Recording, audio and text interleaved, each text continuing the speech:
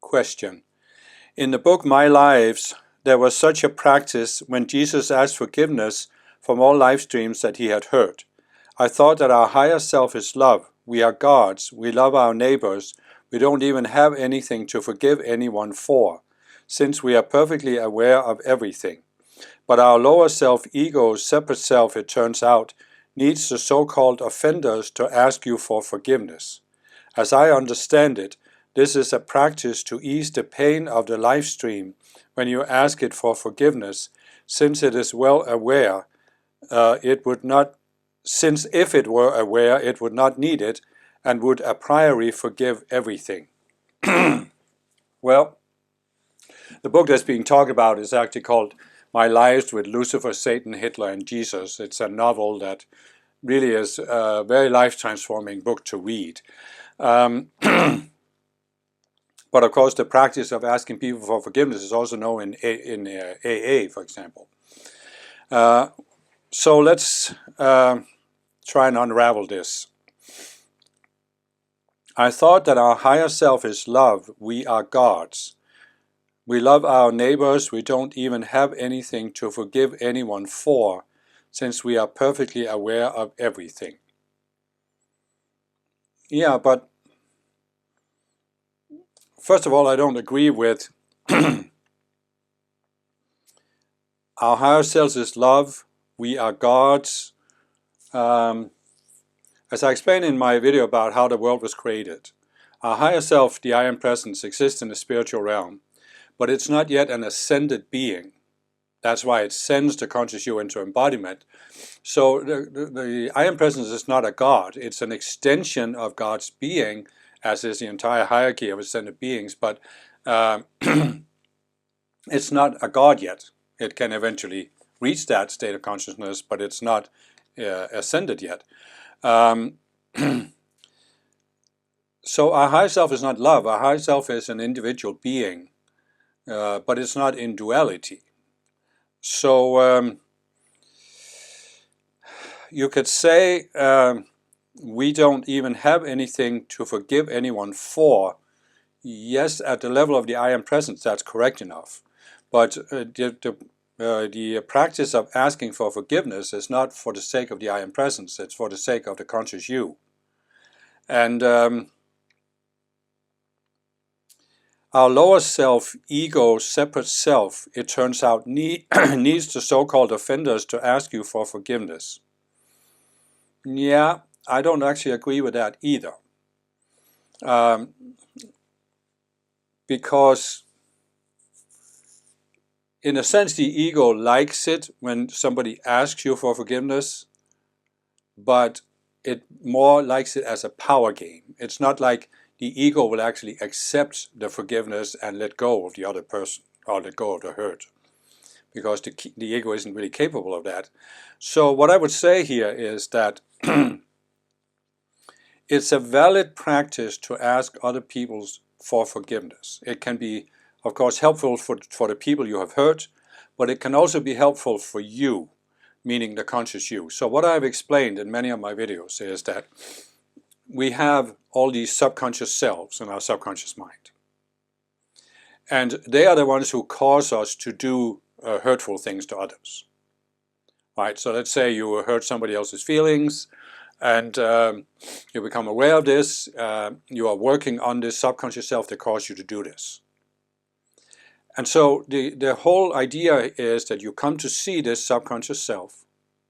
You come to see that it's caused you to hurt other people, but it really also hurts yourself. It limits yourself, and you want to let go of it. So the conscious you has to step outside the self, metaphorically speaking, come to see the self from the outside, see that it's not you, and then you have to let go of it. The conscious you has to let go of it. And in order to go through that process of letting go, it can be helpful to ask other people for forgiveness. Because if you are able to ask other people for forgiveness, it shows humility, but it also really shows that you have disidentified yourself from that self. Because if you're still trapped in the self, you might try to defend yourself and not want to ask for forgiveness. So there's a certain surrender in asking for forgiveness. So for me, the whole process of asking for forgiveness is to help you, first of all, let go of the self. And then also it can help other people. But helping other people depends on their decisions. Are they willing to let go? Or will they, as I say, go into some kind of ego reaction? But that's really not your concern, because your concern is what you do with your free will, not what they do with theirs. And in a sense, you could say that you don't have anything to forgive anyone for. And there comes a certain point on the path where you have let go of enough of these selves, and the conscious you is beginning to realize that it's pure awareness.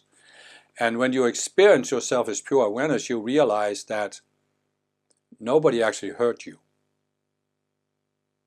I remember, I can't remember how long ago, it was quite a few years ago, but I came to this realization: nobody ever hurt me. Or rather, what came to me was, nobody ever did anything to me.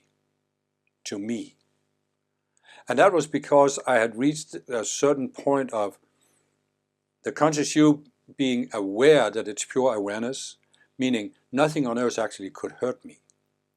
I'm like the water. You can hit it and it splashes, but it just comes back into being calm again. So when I realized that nothing that had ever happened to me on earth had hurt the conscious you, I could let go and say, I don't need to forgive other people because they haven't hurt me, who I really am. It's only my subconscious selves that could feel hurt. So that I agree with, but that's really, it's not the lower self that sees that, and it's really the conscious you that has to come to see that. As I understand it, this is a practice to ease the pain of the life stream when you ask it for forgiveness, since if it were aware, it would not need it. Well, but the reality here is that a lot of people, most people are still identified with these outer selves, and so they aren't aware that they haven't been hurt. And therefore, it can still, for some people, it really can help them that you ask for forgiveness. And then why wouldn't you do that? For other people, as I said, it just becomes another ego game, and they actually, sometimes they'll try to take advantage of you asking for forgiveness to get some kind of power over you, where they still want you to feel guilty or obligated in some way. So when you actually really, let's put it this way, if you really come to that point where you accept that nobody ever hurt me, right? When you really see this, nobody ever hurt me, and therefore I don't need to forgive anybody. They are sort of a priori forgiven, because I am unconditionally forgiving everybody. And you see that. The flip side of that is that you never hurt anybody. And that's where many people who are still identified with egos will object to this. Oh yes, you did hurt me. You hurt me. And what I'm saying is, in order to really accept that nobody hurt you, you have to come to the point where you realize there are outer events that happen. But the outer events don't affect you psychologically. They may affect you physically, but they don't affect you psychologically. So we can basically look at it this way.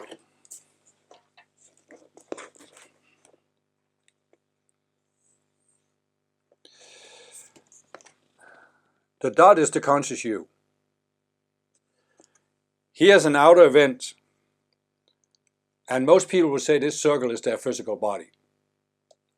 And if something affects the physical body, it affects the conscious you. But when you become more aware, you realize this is actually a boundary between your mind and the outside world. And the physical body is really also part of the outside world. And the conscious you in the center of it here. So here comes an impulse from the outer world, but it doesn't hit the conscious you directly, because it passes through these filters in the subconscious mind that are these subconscious cells that I'm talking about. Right? So here's a person who is very mean to you. And most people will say, you hurt my feelings. But when you become more aware, you realize, first of all, the conscious you can't hurt my feelings. I don't have any feelings. You can't hurt me. But if I feel hurt, it's not you that hurt me. It's these subconscious selves that I'm experiencing your actions through these subconscious selves. And the subconscious selves decide, you hurt my feelings.